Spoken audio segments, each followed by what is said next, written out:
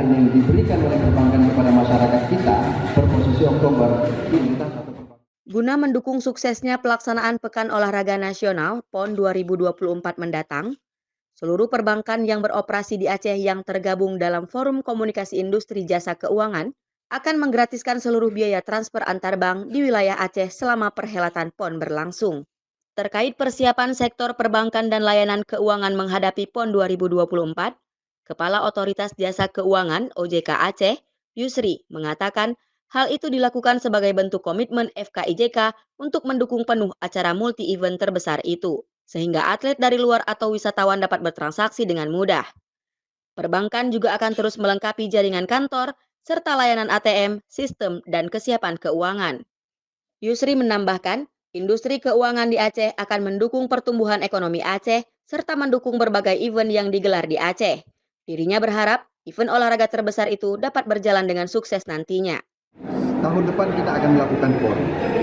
Artinya apakah siap industri keuangan yang ada di Aceh itu mensupport kegiatan PON itu? Tadi sudah disampaikan bahwa apa yang sudah dilakukan selama beberapa tahun ini bukan hanya sekedar siap menghadapi PON, bahkan kegiatan-kegiatan lain pun akan siap menghadapi. Siapapun yang datang ke Aceh, siapapun yang akan menikmati tentang suasana Aceh untuk berolahraga, atletkah dia, pelancongkah dia, insya Allah teman-teman dari industri keuangan siap untuk mensupport.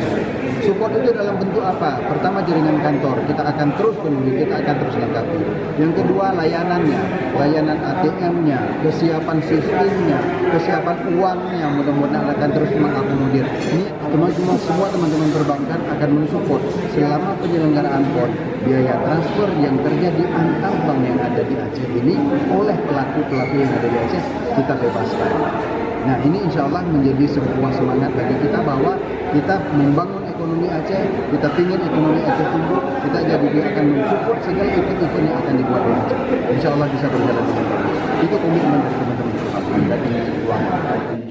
Dari Banda Aceh, Lala Nurmala melaporkan untuk Puja TV.